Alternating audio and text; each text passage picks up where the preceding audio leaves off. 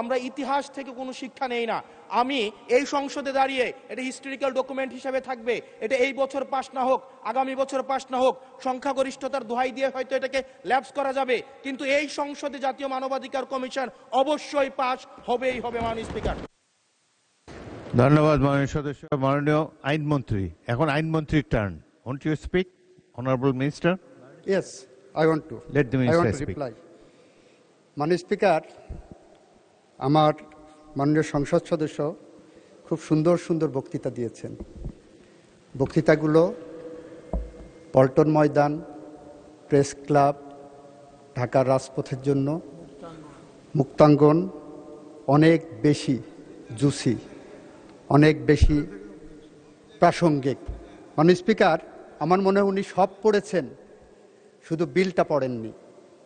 এই বিলটা এনেছি, বিলটার প্রথম লাইনেই দেওয়া আছে, যেহেতু মানবাধিকার কমিশন অধ্যাদেশ 2025 এর বিষয়ে সংশ্লিষ্ট স্টেক হোল্ডারদের সহিত অধিকতর পরামর্শ যাচাই বাছাই করা প্রয়োজন, এবং যাতে করে 2009 সালের আইনটা বাতিল করে দিয়েছিলেন, মানবাধিকার কমিশনের জায়গাটা অসম্পূর্ণ না থাকে, ফাঁকা না থাকে, সেই কারণে আপাতত আমরা 2009 সালের আইনটাকে রেস্টোর করেছি, কেউ বলতে যাতে না পারে বাংলাদেশে কোনো মানবাধিকার কমিশন নাই। সুতরাং সব পড়লাম, প্রথম লাইনটাই পড়লাম না, যে 2025 সালের আইনটা আমরা অধিকতর যাচাই বাছাই করার জন্যই এনেছি। কেন অধিকতর যাচাই বাছাই করার প্রয়োজন মাননীয় স্পিকার? 2025 সালের যে অধ্যাদেশটা আমাদের সামনে এনে দেওয়া হয়েছে, এই অধ্যাদেশের দুইটা ইমপ্লিকেশন আছে। একটি ইমপ্লিকেশন হলো, আমরা যখন কোনো আইন করি, কোনো অ্যাকশন নেই, কোনো অ্যাক্ট করি, সেটা যদি এমন হয় যে এটা করেছি উইথ অ্যান আলটেরিয়র মোটিভ, এটা যদি এমন হয় যে এটা করেছি উইথ এ মেলাফাইডি মোটিভ, যদি এমন হয় যে বিএনপি ক্ষমতায় আসবে, তাকে কোনোভাবেই কাজ করতে দেওয়া হবে না, সেরকম উদ্দেশ্য যদি থাকে, সে ধরনের উদ্দেশ্যপূর্ণ আইন, আইনের ভাষায় বলছি, জুডিশিয়াল রিভিউয়ের ভাষায় বলছি, কনস্টিটিউশনাল লয়ের একজন ছাত্র হিসেবে বলছি, that law is a void of initio law. মাননীয় স্পিকার, মানবাধিকার কমিশন অধ্যাদেশ যেটা আনা হয়েছে 2025 সালের, সেই 25 সালের অধ্যাদেশের 16 ধারাটা যদি একটু কেউ ভালো করে পড়েন, তাহলে দেখবেন এটা ভিকটিমের জন্য আরেকটি মানবাধিকার লঙ্ঘনের সমান। সেটা আমি আপনাদেরকে একটু পার্লামেন্টের সামনে বলছি। মাননীয় স্পিকার, এখানে বলা আছে মানবাধিকার কমিশন দুইভাবে মানবাধিকার ভায়োলেশনের একটা বিষয় টেক আপ করতে পারবেন। একটা সুমোটো পারবেন, আর একটা কারো কমপ্লেনের বেসিসে পারবেন। ভালো কথা, পারলেন কমপ্লেনের বেসিসে নেওয়ার পরে কতদিনের মধ্যে এটা অনুসন্ধান বা তদন্তে পাঠাবেন তার কোনো গাইডলাইন নাই। তারপরে বললেন যেদিন পাঠাবেন সেদিন থেকে 30 দিনের মধ্যে একটা অনুসন্ধান হবে, অথবা তদন্তে সরাসরি পাঠাবেন। ভালো কথা, অনুসন্ধান করে প্রাথমিক সত্যতা পাওয়ার পর একটা 30 দিনের রিপোর্ট পাইলেন, সেই রিপোর্টের পরে কি করবেন? মানবাধিকার সংস্থা আবার একটা তদন্ত করবেন। কতদিনের মধ্যে তদন্ত করবেন সেটার গাইডলাইন নাই।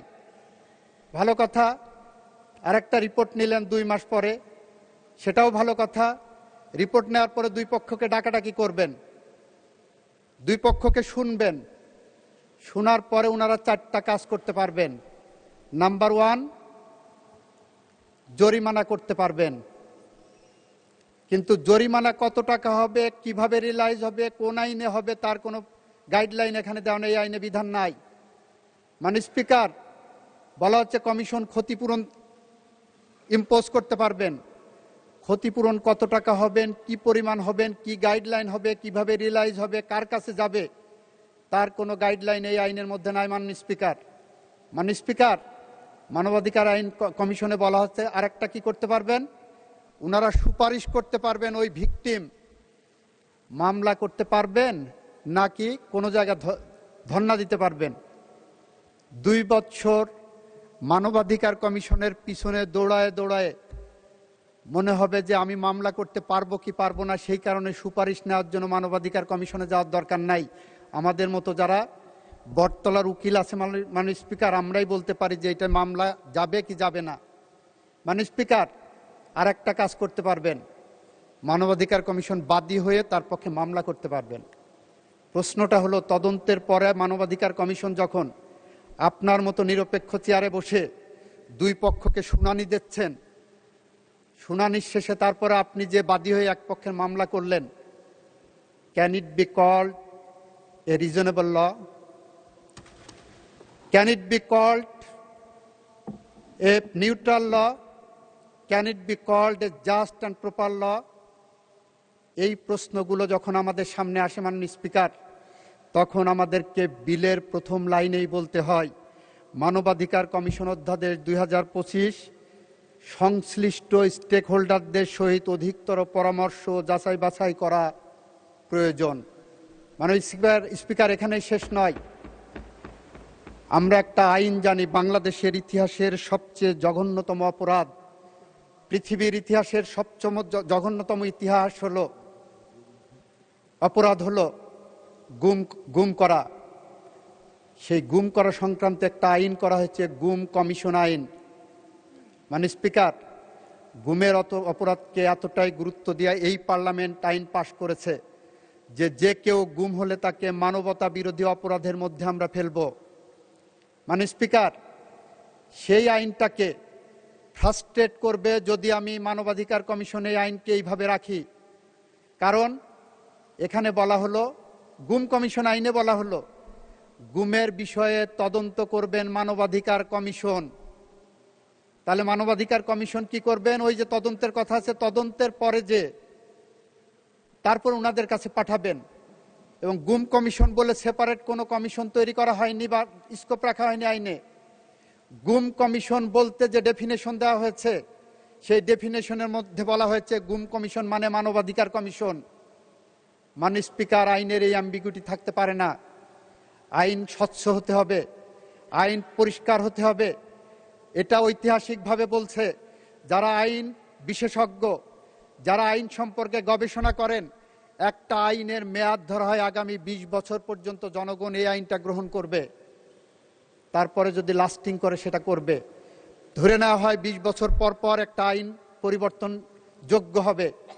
আমরা যে আইনটা পেয়েছি, অধ্যাদেশটা, সেই অধ্যাদেশের যে ফ্লডগুলো আছে, সেই কারণে মাননীয় স্পিকার আমরা বলছি, সংশ্লিষ্ট স্টেক হোল্ডারদের সহিত পরামর্শ করিয়া অধিকতর পরামর্শ ও যাচাই বাছাই করা প্রয়োজন। মাননীয় স্পিকার, আমাদের মাননীয় স্বরাষ্ট্রমন্ত্রী ওই দিন বলেছিলেন, জুলাই সনদকে ইমপ্লিমেন্ট করতে হলে আসেন এই পার্লামেন্টে আমরা একটা বিশেষ সংবিধান সংশোধন কমিটি করি, একটা বিশেষ কমিটি করি, যেখানে সবগুলো আলোচনা আসবে, যেখানে অধিকতর যাচাই বাছাইয়ের প্রশ্ন আসবে, যেখানে মানবাধিকারের যারা ভিকটিম আছে তাদের সাথে পরামর্শের প্রয়োজন আসবে। আমরা কুড়িল বস্তিতে যাব, আমরা ঢাকা শহরের বস্তিগুলোতে যাব যেখানে সবচেয়ে বেশি মানবাধিকার লঙ্ঘিত হয়। আমরা রাজনৈতিক দলগুলোর কাছে ফেরত যাব যেখানে সবচেয়ে মানবাধিকার লঙ্ঘনের শিকার হয় যারা। আমরা সমস্ত শ্রেণী পেশার মানুষের সাথে, মানবাধিকার লঙ্ঘনের শিকার যারা হয়েছে তাদের সবার সাথে আমরা এই সেশন অতিক্রান্ত হওয়ার পরে আমরা আলোচনার দ্বার উন্মোচন করব মাননীয় স্পিকার। এবং সেই কারণেই আমরা বলতে চাই, অধিকতর পরামর্শ যাচাই বাছাই ছাড়া এই আইন, এই অধ্যাদেশ পাশ করা সম্ভব নয় বলেই একই সাথে মানবাধিকার কমিশন যাতে বাংলাদেশে খালি না থাকে জায়গাটা, 2000 আইনটাকে রেস্টোর করতে বলছি। 2000 আইনের 9 আইনের সেকশন 3 যদি পড়েন, আর 2025 অধ্যাদেশের সেকশন 3 যদি পড়েন, দুইটা আইনে নন অবস্ট্যান্টিক ক্লজ আছে, দুইটা আইনের অটোনমাস ক্যারেক্টার একই, দুইটা আইনেই বলা আছে এই কমিশন কোনো কারো কাছে দায়বদ্ধ থাকবে না। সুতরাং এত ভয় কিসের? 2000 আইনের সেকশন 3 এবং 2025 সেকশন 3, যেখানে সুপ্রিমেসি অব দি কমিশন দেওয়া হয়েছে, যেখানে কমিশনের ক্ষমতাটা বাড়ানো হয়েছে, আমরা সেই লক্ষ্য ধরে এগিয়ে যাচ্ছি।